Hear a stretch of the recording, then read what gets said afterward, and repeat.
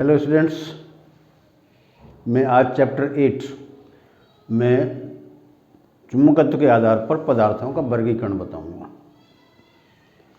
और इनके कुछ गुण भी बताऊंगा आपको, क्योंकि सामान्यतः स्टेट बोर्ड के अंदर ये पूछा जाता है। और जैसा कि मैंने आपको पहले बताया था कि मैं बहुत जल्द ऑनलाइन वीडियो क्लासेस आरंभ कर रहा हूँ, तो आप में से जो भी ये क्लासेस ज्वाइन करना चाहे वो मुझसे संपर्क कर सकता है।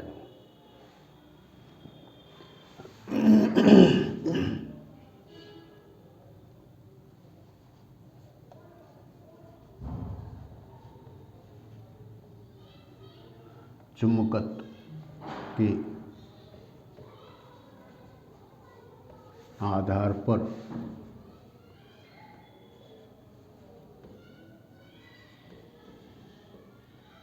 पदार्थों का वर्गीकरण।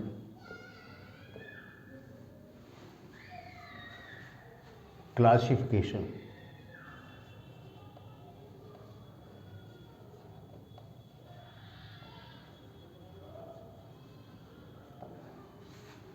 ऑफ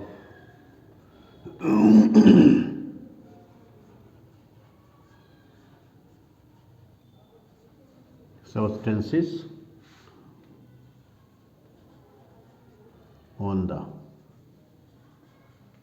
basis of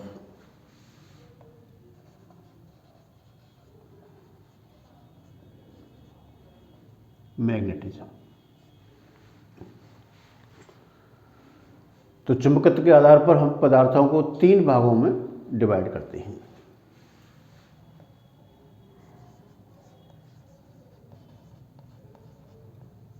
चुंबकत्व के आधार पर पदार्थों को 3 भागों में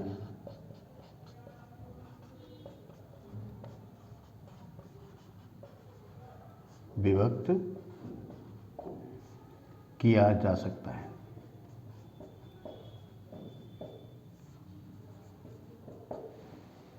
नंबर 1,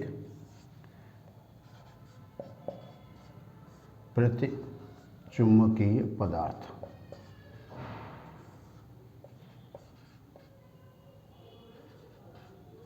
डाईमैग्नेटिक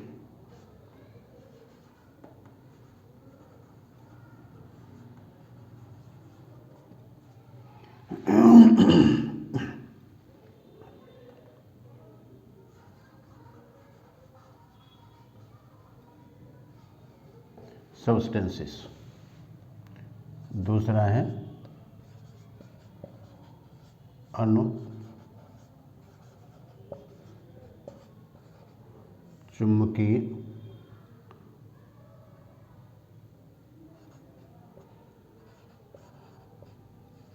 पदार्थ, पैरामैग्नेटिक सब्सटेंसेस।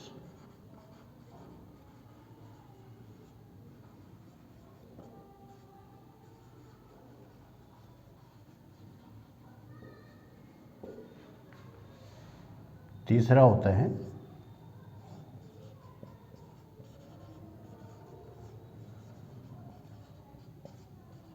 लोह चुंबकीय पदार्थ।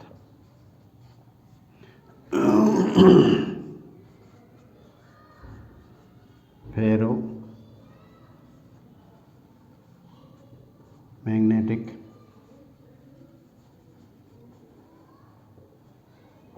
सब्सटेंसेस। तो ये 3 प्रकार के पदार्थ हैं: प्रतिचुंबकीय पदार्थ, अणुचुंबकीय पदार्थ और लोह चुंबकीय पदार्थ। अब मैं इनको एक एक करके इन तीनों को लूँगा और इनके आपके गुण के बारे में बताऊंगा और ये पदार्थ कौन कौन से होते हैं ये बताऊंगा आपको। तो पहले हम लेते हैं प्रतिचुंबकीय पदार्थ।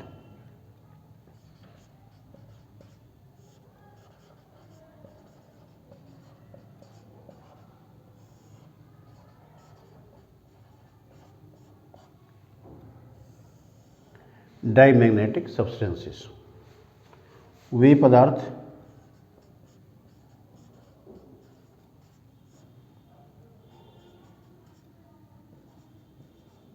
जिनकी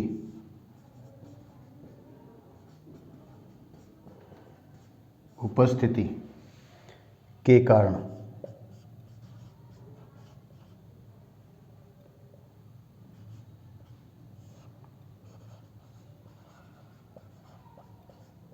चुंबकीय क्षेत्र कम हो जाता है,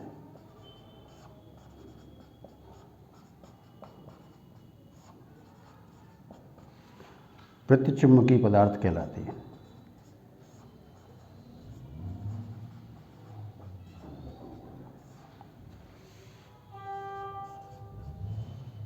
पदार्थ कहलाते हैं। ये पदार्थ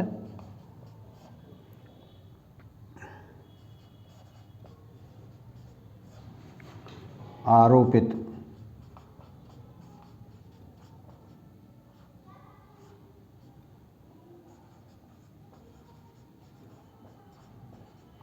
चुंबकीय क्षेत्र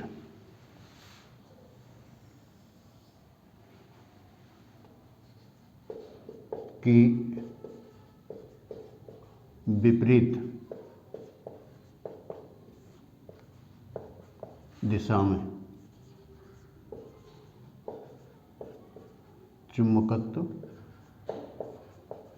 प्राप्त करते हैं।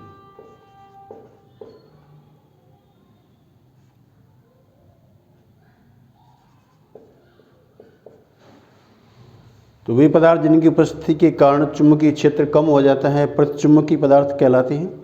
ये पदार्थ आरोपित चुंबकीय क्षेत्र की विपरीत दिशा में चुंबकत्व प्राप्त करते हैं।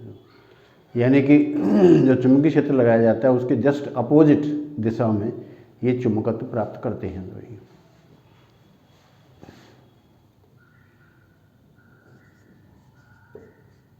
इनके उदाहरण एग्जाम्पल चांदी, सोना,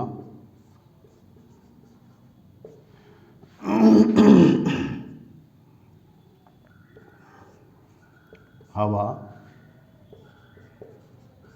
पानी, नमक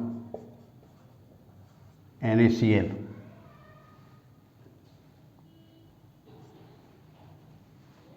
और नाइट्रोजन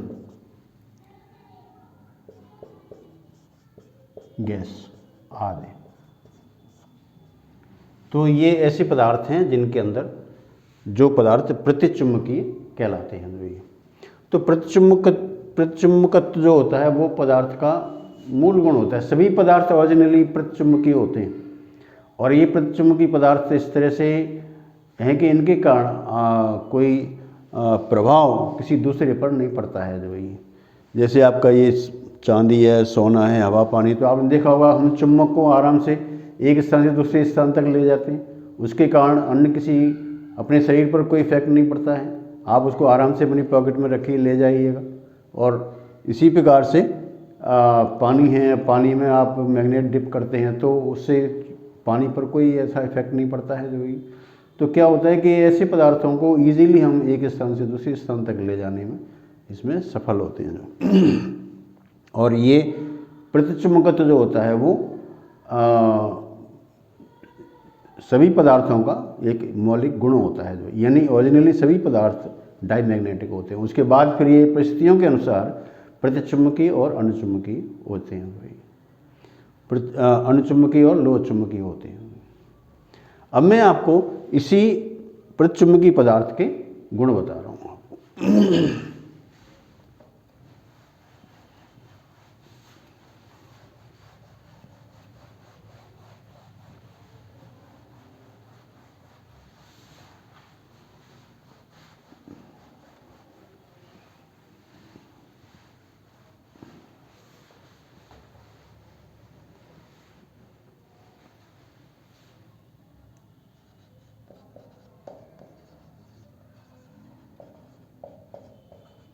प्रतिचुंबकीय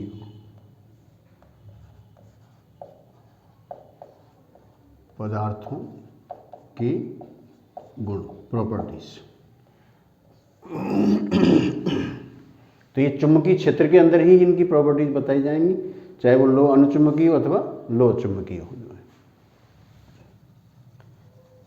पहला है नंबर 1,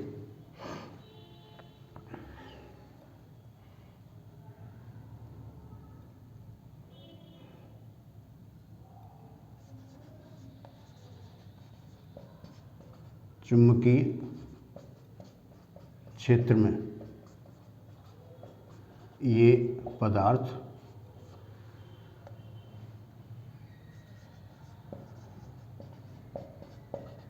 चुंबकीय क्षेत्र के लंबवत हो जाते हैं।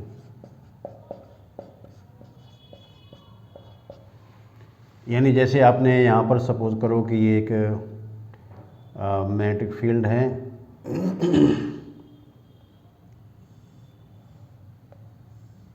ये हम यहाँ पर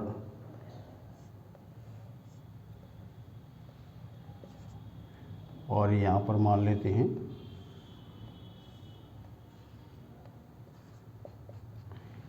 और यहाँ पर जो पदार्थ जो होता है तो इसकी जो चुंबकीय क्षेत्र रेखाएं होती हैं वो इस तरीके से।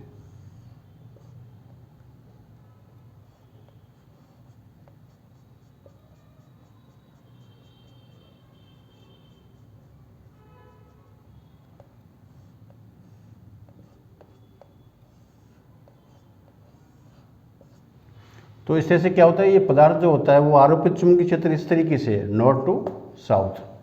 तो नॉर्थ टू साउथ है तो इसमें यहाँ पर जो चुंबकीय क्षेत्र रेखाएं होती हैं उनके ठीक ये लंबवत परपेंडिकुलर हो जाता है। जो ये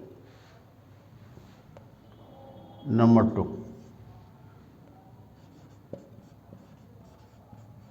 ये पदार्थ अधिक चुंबकीय क्षेत्र से कम चुंबकीय क्षेत्र की ओर विस्थापित होते हैं।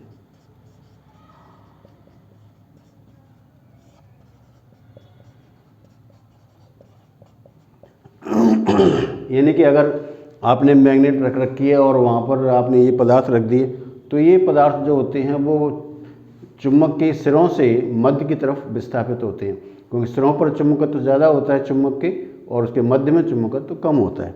तो यहाँ पर जैसे आपने ये मैग्नेट है,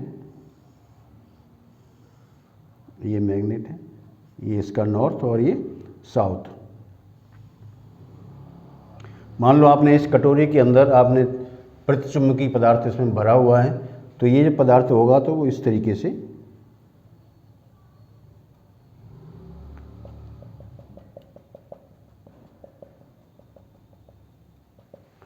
तो ये सिरों पर चुंबकत्व तो ज़्यादा होता है यहाँ पर, तो यहाँ से ये पदार्थ हट करके बीच में इकट्ठा हो जाता है।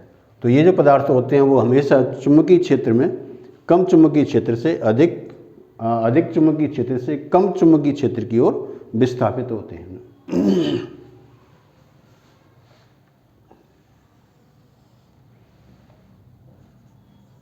तीसरा,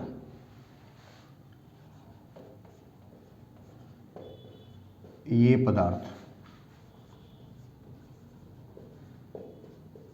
चुंबकीय क्षेत्र के विपरीत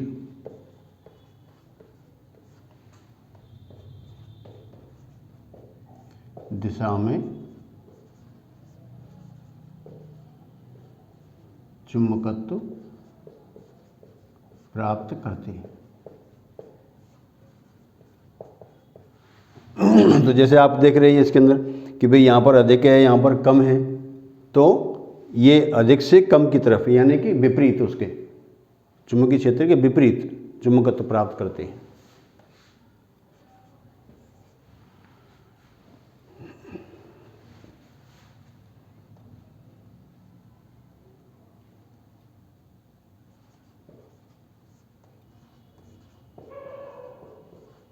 इन पदार्थों की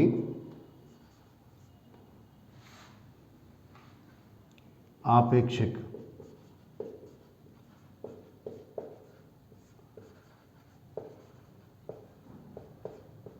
चुंबकीय पारगम्यता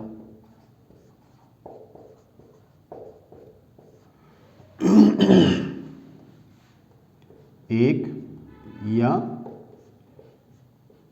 एक से कम होती है। यानी जो म्यू आर का मान होता है, म्यू आर, ये greater than less than equal to 1। तो यानी इसकी वैल्यू या तो 1 के बराबर होती है या फिर ये 1 से कम होती है। तो जैसे आपकी वायु है, तो वायु के लिए म्यू आर का मान 1 के बराबर होता है जो।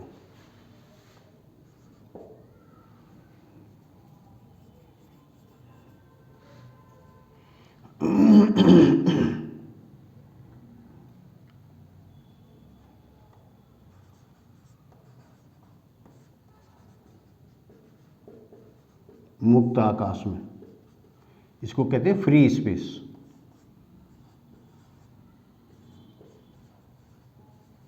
मुक्त आकाश में म्यू आर का मान 1 के बराबर होता है। पांचवा,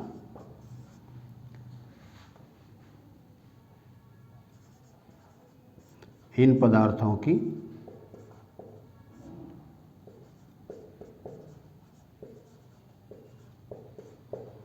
चुंबकीय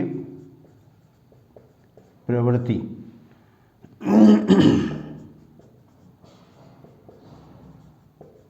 ऋणात्मक होती है। तो चुंबकीय प्रवृत्ति, तो म्यू आर से काई से डिनोट करते हैं, काई इक्वल टू, इसका मान नेगेटिव होता है। छठवां,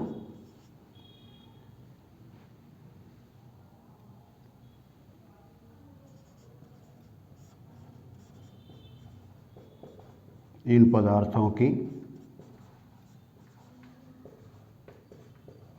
चुंबकीय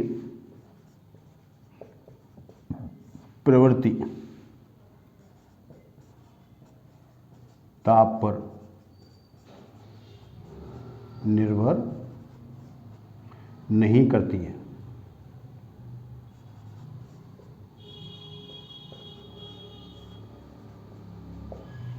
यानी ये टेम्परेचर से इंडिपेंडेंट होती है, चाहे आप पदार्थ का टेम्परेचर बढ़ाइए अथवा घटाइए, इससे चुंबकीय प्रवृत्ति पर कोई इफेक्ट नहीं पड़ना है। तो ये मैंने आपको इसके कुछ गुण बताए हैं प्रतिचुंबकीय पदार्थों के जो ये।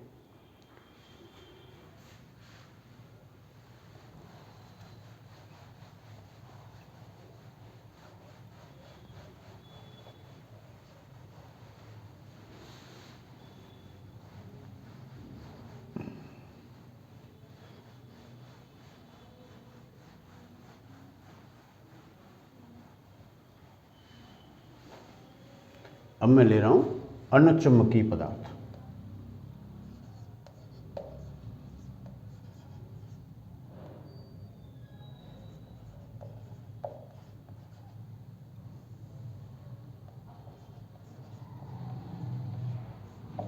अणुचुंबकीय पदार्थ वे पदार्थ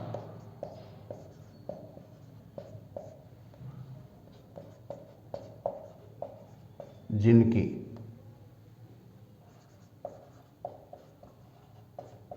उपस्थिति के कारण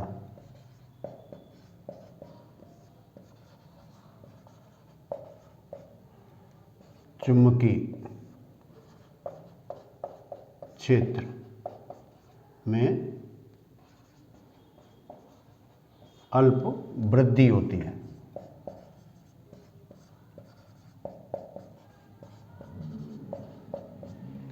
अणुचुंबकीय पदार्थ कहलाते हैं।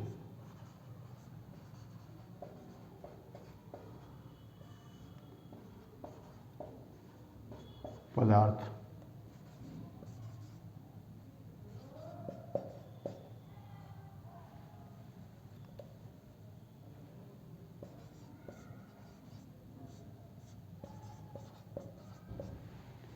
तो क्या होता है कि इसमें जो चुंबकीय क्षेत्र होता है वो थोड़ा सा बढ़ जाता है जो। तो ये जो पदार्थ होते हैं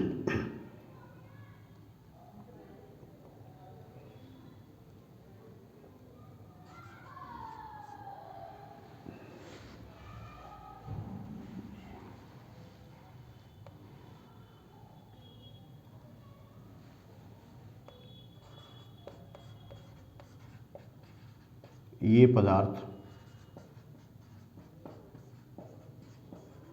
आरोपित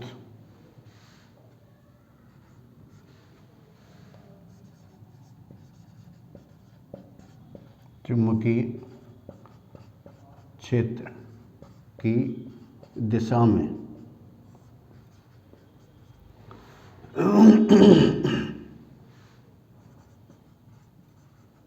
अल्प चुंबकत्व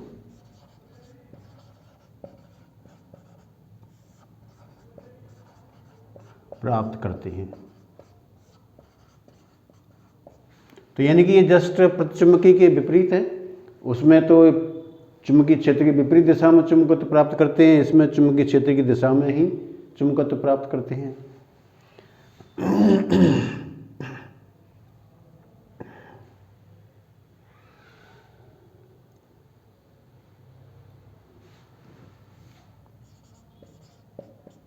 इसके उदाहरण लें तो एल्युमिनियम,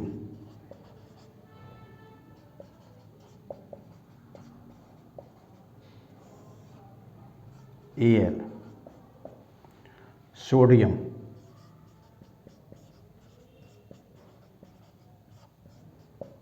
Na, प्लेटिनम,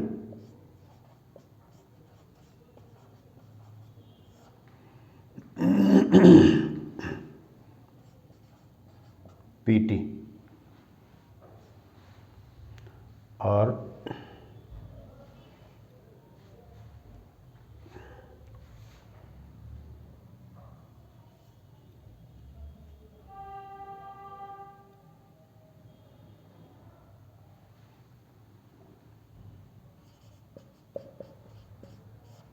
आदि। इसमें गैसेज भी शामिल हैं इसके अंदर, जैसे ऑक्सीजन गैस है तो वो भी प्रतिचुंबकीय होती है। तो यहाँ पर हम चाहें तो ऑक्सीजन गैस O2, ये जो पदार्थ होते हैं वो ऐसे हैं जो कि अनुचुंबकीय होते हैं। तो ये इन पदार्थों के गुण,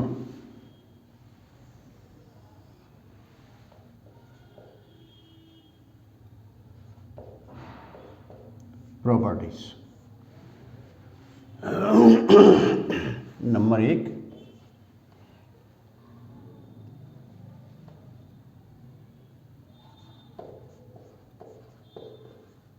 ये पदार्थ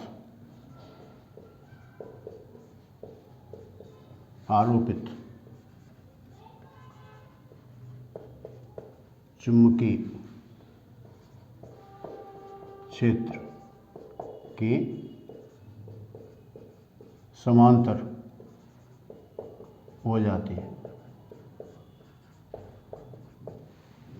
यानी इसमें क्या है कि जैसे आपने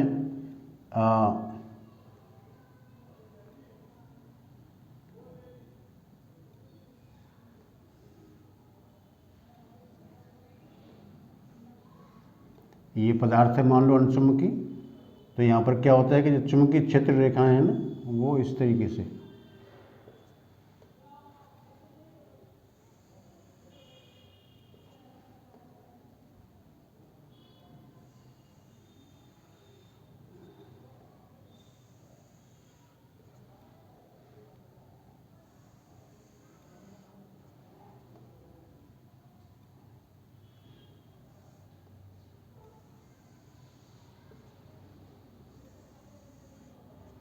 इस तरीके से। तो ये पदार्थ है जो ये पदार्थ है,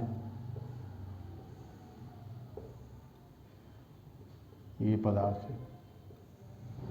तो इस पदार्थ में आप देख रहे हैं चुंबकीय क्षेत्र रेखाएं जो इस तरह से होती हैं, तो ये पदार्थ जो होता है चुंबकीय क्षेत्र के ही ऐसे समांतर हो जाता है। इसमें लेफ्ट टू राइट दिखाया गया है चुंबकीय क्षेत्र, तो यहाँ पर भी जो पदार्थ जो होता है वो लेफ्ट टू राइट ही इनके समांतर व्यवस्थित हो जाता है।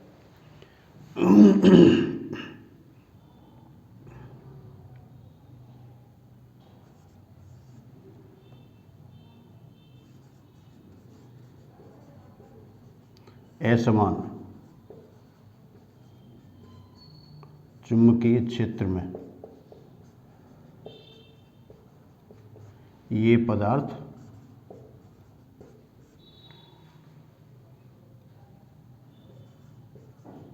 कम चुंबकीय क्षेत्र से अधिक चुंबकीय क्षेत्र की ओर विस्थापित होते हैं।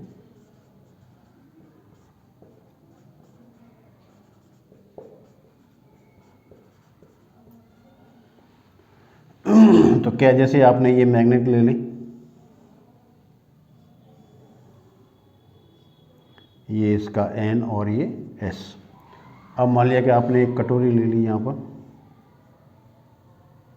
इस तरीके, और इस कटोरी के अंदर आपने अणुचुंबकीय पदार्थ भर दिया, तो वो क्या होगा,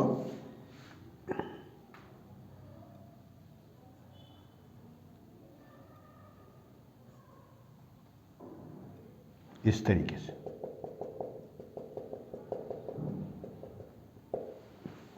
तो यहाँ पर चुंबकत्व ज़्यादा है, यहाँ चुंबकीय क्षेत्र अधिक है इसके अंदर, तो वही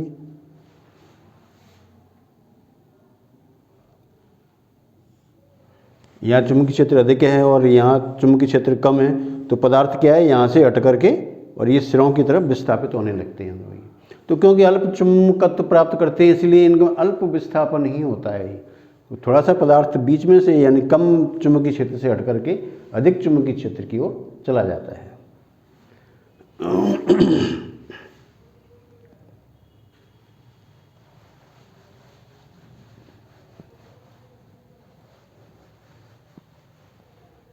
इसका तीसरा गुण,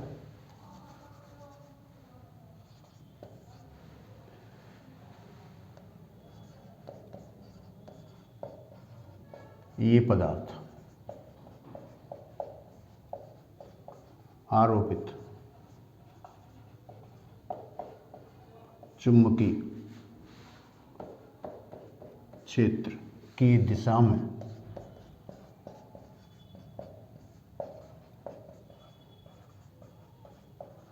अल्प चुंबकत्व प्राप्त करते हैं।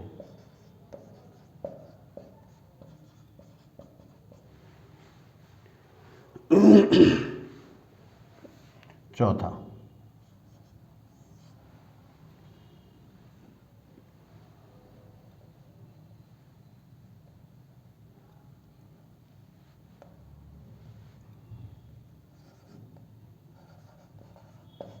इनकी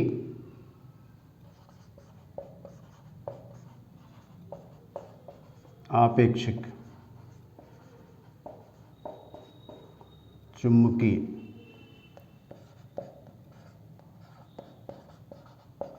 पारगम्यता 1 से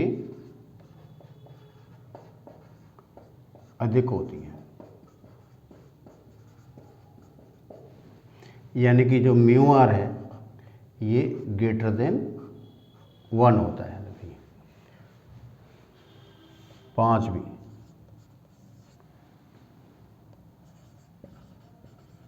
इनकी चुंबकीय प्रवृत्ति धनात्मक होती है। यानी चुंबकीय प्रवृत्ति जो होती है वो आपकी काई, जैसा मैंने आपको बताया था, इसका मान पॉजिटिव होता है। और छठवां,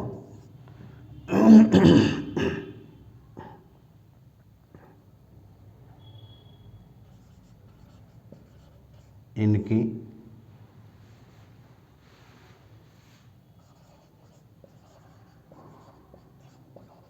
चुंबकीय प्रवृत्ति परम ताप के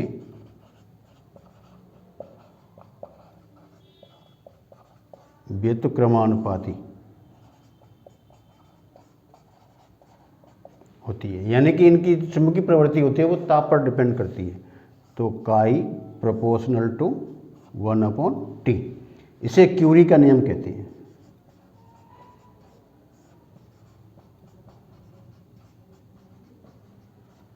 क्यूरी का नियम। तो इस तरह से इन पदार्थों में ये गुण होते हैं। इसके अंदर से म्यू आर का मान 1 से अधिक होता है, चुंबकीय प्रवृत्ति का मान धनात्मक होता है, और चुंबकीय प्रवृत्ति जो होती है वो ताप के व्युत्क्रमानुपाती होती है, यानी कि ये क्यूरी के नियम का पालन करती है।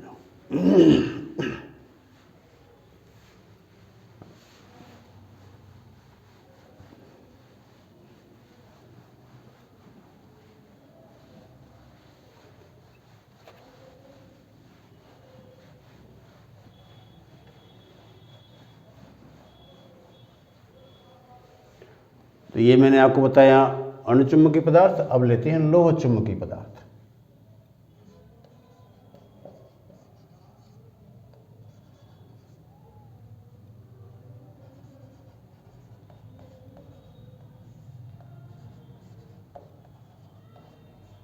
चुंबकीय पदार्थ,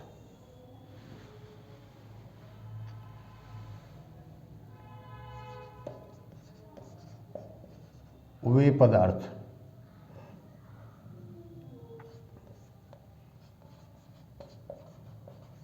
जिनकी उपस्थिति के कारण चुंबकीय क्षेत्र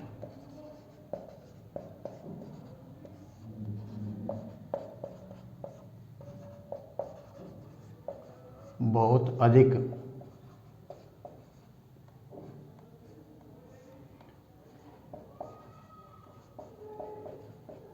बढ़ जाता है, लोह चुंबकीय पदार्थ कहलाते हैं। चुंबकीय पदार्थ कहलाते हैं। तो ये क्या है कि ये पदार्थ जो होते हैं वो चुंबकीय क्षेत्र की दिशा में ही तीव्र चुंबकत्व प्राप्त करते हैं।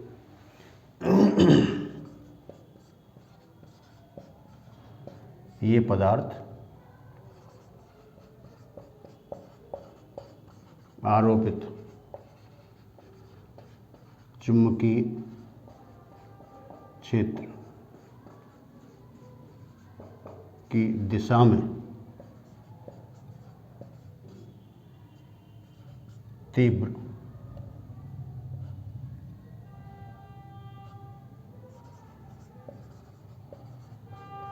चुंबकत्व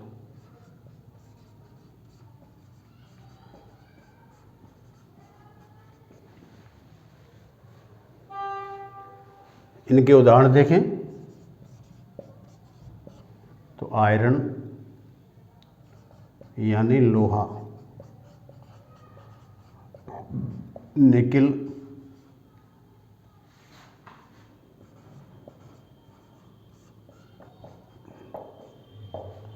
कोबाल्ट,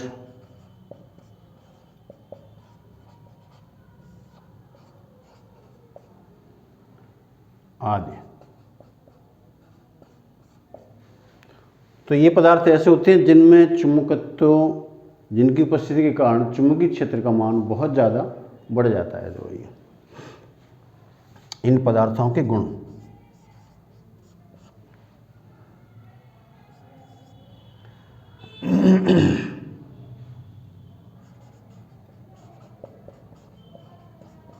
आरोपित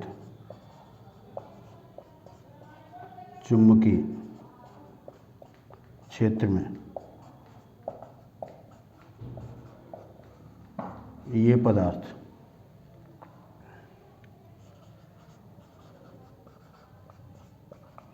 चुंबकीय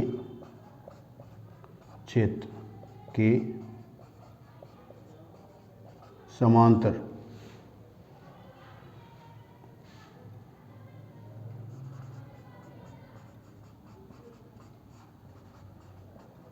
हो जाते हैं। तो इसमें क्या है कि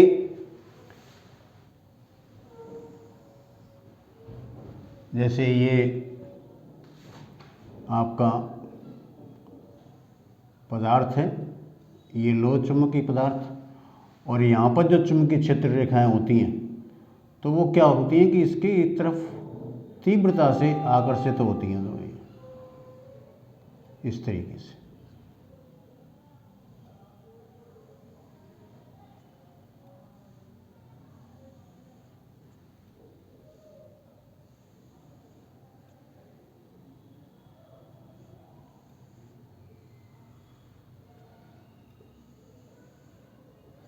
इस तरीके से। तो क्या इस पदार्थ के अंदर जो चुंबकीय क्षेत्र रेखाएं होती हैं वो बहुत ज़्यादा पास होती हैं, तो ये चुंबकत्व बहुत तेज प्राप्त करते हैं। अब चाहे ये चुंबकीय क्षेत्र अल्प चुंबकीय क्षेत्र हो अथवा स्ट्रॉन्ग मैग्नेटिक फील्ड हो, दोनों ही स्थितियों में ये चुंबकत्व ईजीली प्राप्त कर लेती हैं। दूसरा,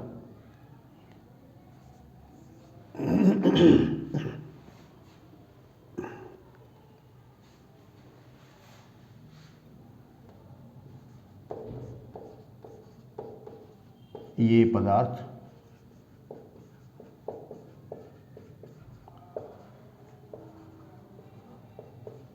आरोपित चुंबकीय क्षेत्र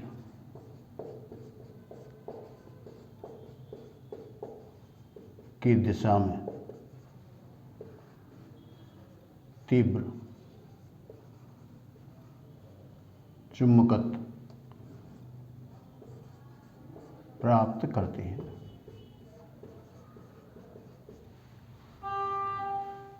तीसरा,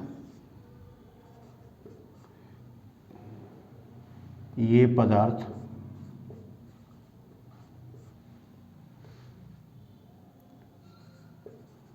कम चुंबकीय क्षेत्र से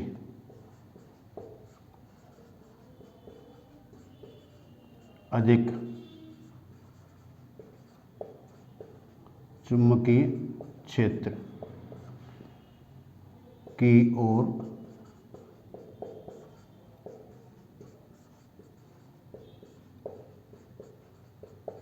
विस्थापित होते हैं। यानी अगर आपने यहाँ पर एक मैग्नेट ले लिया और यहाँ पर एक कटोरी ले ली, इस कटोरी में अगर आपने चुंबकीय पदार्थ, लोह चुंबकीय पदार्थ भर रखा है तो वो सिरों पर सबसे ज़्यादा होगा।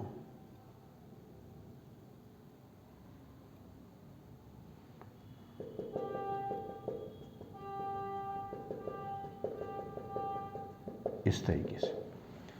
जैसे आपने लोहे की छीलन ले ली या आयरन फिलिंग्स ले ली इसके अंदर, तो आयरन फिलिंग्स क्या होंगी, जो लोहे की छीलन जो होती हैं वो सिरों पर सबसे ज़्यादा इकट्ठी होती है, बीच में कम इकट्ठी होती है।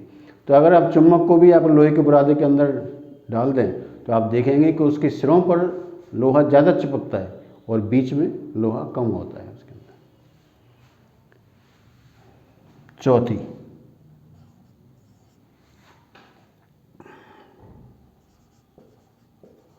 इनकी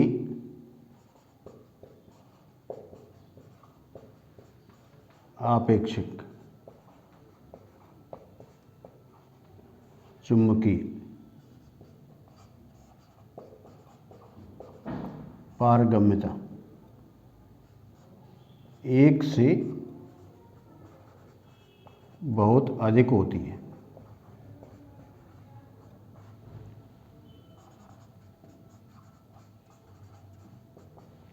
यानी कि इनकी जो चुंबकीय पारगम्यता होती है म्यू आर, ये वेरी वेरी ग्रेटर देन 1, 1 से बहुत अधिक।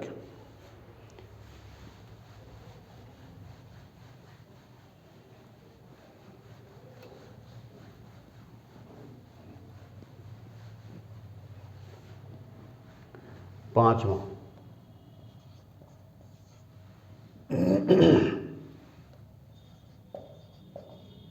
इनकी चुंबकीय प्रवृत्ति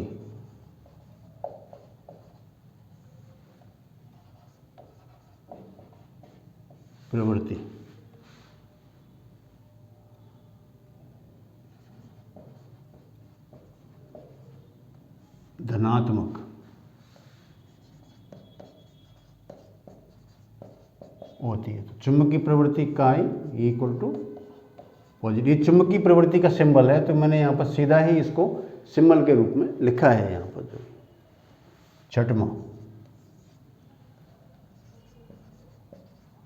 इनकी चुंबकीय प्रवृत्ति ताप पर निर्भर करती है। तो चुंबकीय प्रवृत्ति इसकी होती है काई प्रोपोर्शनल टू 1/T-TC। इसे हम क्यूरी-वाइस का नियम कहते हैं। क्यूरी-वाइस का नियम। तो T ताप होता है और TC क्रांतिक ताप होता है, जहां TC इसको हम क्यूरी ताप कहते हैं। क्यूरी ताप